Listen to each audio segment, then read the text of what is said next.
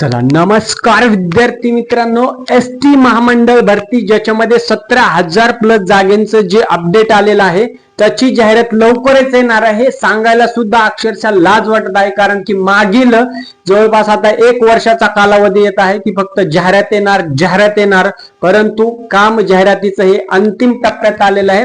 सगळ्या डिटेल्स घेऊन रिअल माहिती पोहोचवण्याचं काम तुमच्यापर्यंत करत आहे आणि खूप महत्त्वाची माहिती म्हणजे तुमचं जिल्ह्यानुसार किती जागा असेल, कोणाला प्राधान्य दिलं जाणार, त्याच्यानंतर सध्याची स्थिती काय हे जाणून घेणार आहोत व्हिडिओमध्ये। म्हणून व्हिडिओ कृपा करून शेवटपर्यंत पहा। तुमचे काही प्रश्न असतील ते सुद्धा विचारा। लक्षात घ्या, एसटी महामंडळामध्ये 17,000 प्लस जागेची जी भरती होणार आहे ही भरती कंत्राटी बेसवर असणार आहे आणि जिल्ह्यानुसार जागा आणि सध्याचं अपडेट काय आहे तर महसूल विभागाकडे सध्या ही नोटिफिकेशन किंवा जी जाहिरात आहे ती याची प्रोसेस मध्ये आहे, सुद्धा बिडिंग सुद्धा प्रोसेस मध्ये आहे। ज्या कंपनीला याचं बिडिंग मिळेल त्या कंपनीद्वारे ही भरती डायरेक्ट अप्लाय करण्यात येईल। त्यामुळे ह्या भरती आली की लागलीच फॉर्म भरायला तयारीत ठेवा। परंतु तत्पूर्वी फॉर्म नेमकं कुठे भरायचा आणि जिल्ह्यानुसार जागा साधारणपणे किती असू शकतात हा एक अंदाज आहे। ओरिजिनल नोटिफिकेशन आल्याच्या नंतर जागेचं डिटेल्स, बाकी सगळे रूल्स अँड रेग्युलेशन आपल्याला माहित होतील, त्यामुळे अंदाजित जागा ह्या तुम्ही पाहू शकता।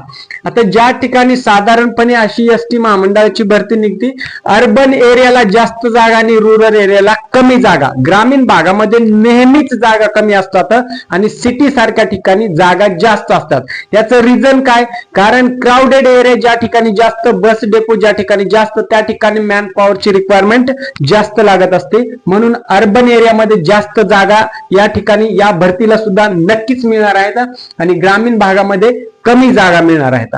ठीक आहे, मग फॉर्म कुठे भरायचं याचं सुद्धा उत्तर शेवटी सांगणार। तत्पूर्वी जागा पाहूया। मुंबई, पुणे, ठाणे या ठिकाणी जास्त बस डेपो असल्यामुळे या ठिकाणी जास्त जागा असणार आहेत। ही काळ्या दगडावरची पांढरी रेष आहे। ठीक आहे, दुसरं नाशिक, छत्रपती संभाजीनगर आणि नागपूर या ठिकाणी मीडियम लेवलच्या जागा असणार आहेत। त्या ठिकाणी कॉम्पिटिशन सुद्धा तशीच असणार आहे। ठीक आहे, तिसरं आहे ग्रामीण मध्ये बीड, लातूर, नांदेड म्हणजे मराठवाडा साईडचा जो भाग येतो त्याच्यामध्ये या जागेला लो व्हॅकन्सी असणार आहेत।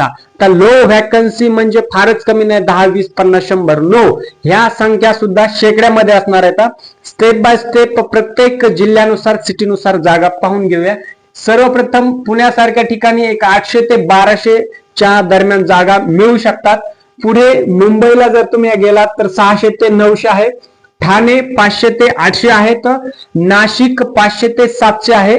त्याच्यानंतर नागपूर जे की सीएम साहेबांचं होमटाउन आहे, तिथे 500 ते 700 जागा मिळू शकतात।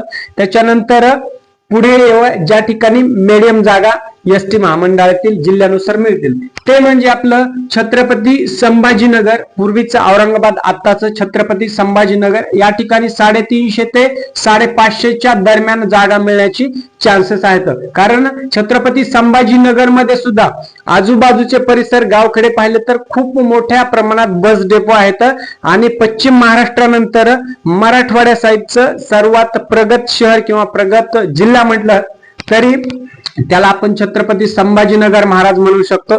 छत्रपती संभाजीनगर जिल्हा असणार आहे, कारण की मराठवाड्याचं नेतृत्व इथूनच सुरू होते मित्रांनो। ठीक आहे, त्याच्यानंतर कोल्हापूर साईडला जर गेलात 300 ते 500 जागा मिळू शकतात। सोलापूर 300 ते 500, अहिल्यानगर 300 ते 500, कोल्हापूर, सोलापूर, अहिल्यानगर तिन्ही ठिकाणी जवळपास 50 ते 70 जागेचा फरकाने जागा मिळू शकतात। अमरावती साईडला गेलात तर 250 ते 450, कारण की विदर्भ साईडला नागपूर त्या ठिकाणी अमरावती हा मोठा क्राउडेड एरिया आहे, त्यांच्या अंतर्गत खूप सारे ग्रामीण डेपो येतात, त्याच्यामुळे या ठिकाणी जास्त जागा मिळणार आहेत मित्रांनो।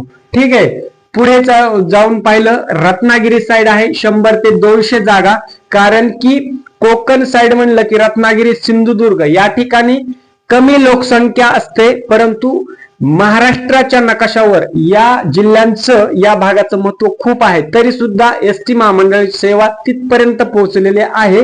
हे विशेष. 100 ते 200 जागा. सिंधुदुर्ग जिल्ह्याकडे गेलात तर 100 ते 150 जागा, आणि रायगडाकडे गेलात आपल्या छत्रपती शिवाजी महाराजांचे गड किल्ले रायगड जिल्ह्यामध्ये 150 ते 200 असा हा एकत्रित अंदाज आहे जागेचा. जिल्ह्यानुसार कोणत्या जिल्ह्याला किती जागा मिळू शकतात तुम्ही परत एकदा पाहून घ्या थोडक्यामध्ये. ठीक आहे, पुढचा मुद्दा येतो मित्रांनो, ह्या जागा भेटल्या मग नेमकं कॉम्पिटिशन कुठे आणि सिलेक्शन चान्सेस कुठे असू शकतो ते डिपेंड करतं तुमची मेहनत आणि 30% तुमचा जिल्ह्याचं चॉईस करणं हे महत्वाचं आहे.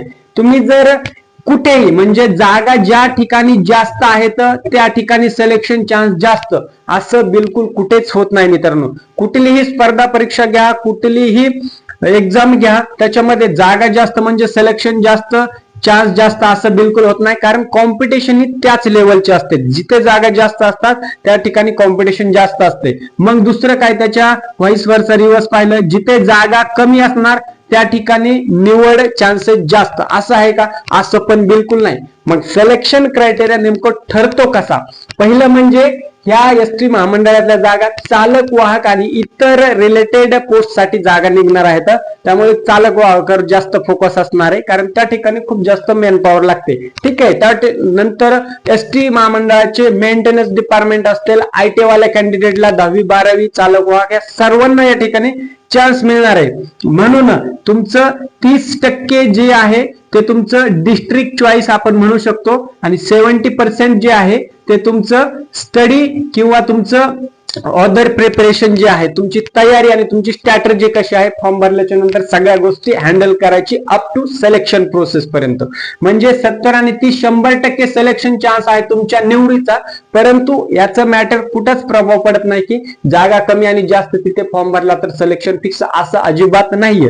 30-70चा या ठिकाणी फॉर्म्युला आपण यूज केला तरी चालेल. ठीक आहे, आता पुढचा पॉईंट, एसटी महामंडळाच्या बाबतीत कुठे फॉर्म भरायचे, ज्यावेळेस फॉर्म प्रोसेस चालू होतील त्यावेळेस फॉर्म कुठे भरू आणि प्राधान्य कोणाला दिले जाईल, हा सगळ्यात महत्वाचा प्रश्न आहे. प्राधान्य कोणाला एसटी महामंडळामध्ये? ठीक आहे, आता ही जी भरती ती कॉन्ट्रॅक्ट बेस भरती असल्यामुळे काय झालेलं आहे मित्रांनो, ह्याच्या मागे बराच विरोध झालेला होता.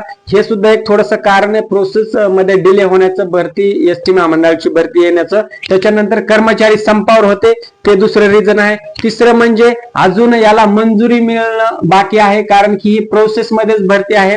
तिसऱ्या गोष्टी, एसटी महामंडळातल्या सगळ्या बसेस अजून त्यांच्या 8000 ज्या बसेस येणार होत्या त्या एसटी महामंडळाकडे पूर्णपणे आलेल्या नाहीत मित्रांनो. म्हणजे या टप्प्याटप्प्याने येतात आहेत.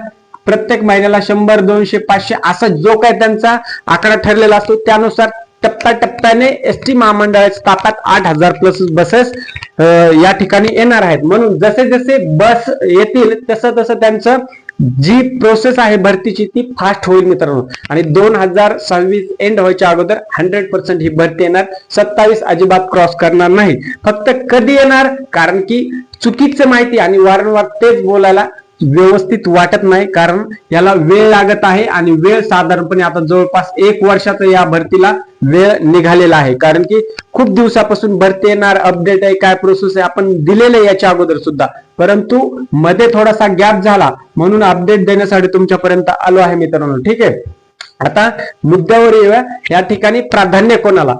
कॉन्ट्रॅक्ट बेस जरी भरती असली तरी या अगोदर ज्या विद्यार्थ्यांनी एसटी महामंडळ किंवा एसटी वर्कशॉप मध्ये काम केलेलं आहे, एक्सपिरियन्स आहे, त्यांना एक्सपिरियन्स आणि त्यांनी काम केलेलं असल्यामुळे प्राधान्य त्यांना as compared to other students पेक्षा, विद्यार्थ्यापेक्षा थोडं जास्त मिळू शकतं मित्रांनो. कारण एकतर त्यांच्याकडे अनुभव आहे, दुसरं म्हणजे त्यांना सगळ्या गोष्टी ऑलरेडी माहित असतात आणि थोडंसं नॉलेज असतं as compared to fresher candidate. Okay, so प्राधान्य याच्या अगोदरच्या विद्यार्थ्यांना दिले जाईल. आता तिसरी गोष्ट, जी 2019-20 ला जी भरती झाली होती त्याच्यामध्ये सुद्धा काही कॅन्डिडेट त्याच्यावरून सुद्धा खूप वादविवाद झाले होते. ठीक आहे, तो मुद्दा वेगळा, त्याच्यावर आपण स्पेशल एक व्हिडिओ बनवूया. ठीक आहे, तर प्राधान्य यांना ज्यांना एक्सपिरियन्स असेल त्यांना दिलं जाईल थोडक्यामध्ये. परंतु याचा अर्थ असा अजिबात होत नाही की नवीन फ्रेशर जे कॅन्डिडेट आहेत त्यांना इथे प्राधान्य मिळणार नाही. 101% तुमचं या ठिकाणी मेहनत 100% काम करणार आहे आणि लक फक्त तुमचं थोडं नशिबाचा सुद्धा खेळ लागतो सिलेक्शन होण्यासाठी. पण तो खूप पॉइंट मध्ये असतो. 99% तुमची मेहनत असायला पाहिजे ना 1% तुमचं लक, ह्या दोन्ही गोष्टींचं जर एकत्रीकरण झालं तर तुम्हाला या ठिकाणी नक्कीच चान्स आहे मित्रांनो. ठीक आहे. दुसरी गोष्ट, या भरतीची तयारी प्रिपरेशन आतापासूनच सुरू करा, कारण भरती कधीही येऊन ठेपू शकते फॉर्म भरायला. त्याच्यानंतर वेळ तुमच्याकडे खूप कमी असणार आहे, म्हणून जेवढी भरती लेट येईल ते तुमचं एक प्रकारे फायद्याचं आहे, दुसऱ्या प्रकारे थोडं नुकसान सुद्धा आहे. फायदा याच्यासाठी की तुम्हाला प्रिपरेशनला वेळ मिळत आहे, जसं की तुमचे डॉक्युमेंट्स रिलेटेड प्रोसेस असेल, किंवा जर एक्झाम झाली तर एक्झामची प्रिपरेशन करण्यासाठी असेल, जर कंडक्टर पदासाठी तुम्ही तयारी करत असाल तर बॅच बिल्ला काढण्यासाठी, ड्रायव्हिंग पदासाठी जर तुम्ही तयारी करत असाल तर त्या ठिकाणी तुम्हाला लायसन्स किंवा ड्रायव्हिंग स्किल टेस्ट शिकून घेण्यासाठी या सगळ्या गोष्टीला वेळ मिळणार आहे. म्हणून याचं प्रिपरेशन नक्की व्यवस्थितरित्या करा. ज्यावेळेस ऑफिशियल नोटिफिकेशन येईल त्यानुसार परत एकदा जिल्ह्यानुसार ऍक्युरेट परत पुढची काय प्रोसेस असेल, कसं असेल, सर्व गोष्टी आपण डिस्कस करणार आहोत. तत्पूर्वी तुमचे काही प्रॉब्लेम्स किंवा डाऊट असतील या भरती रिलेटेड तर तुम्ही कमेंट बॉक्स मध्ये नक्की कमेंट करा, आणि चॅनलवर जर नवीन असाल तर लगेच सबस्क्राईब करून घ्या, कारण सर्व भरती रिलेटेड सरकारी नोकरी अपडेट्स आपण तुमच्यापर्यंत सर्वात अगोदर पोहोचवण्याचं काम करत असतो मित्रांनो. ठीक आहे, इथेच थांबतो, भेटूया नवीन अपडेट सोबत. तोपर्यंत जय हिंद आणि राम राम मित्रांनो.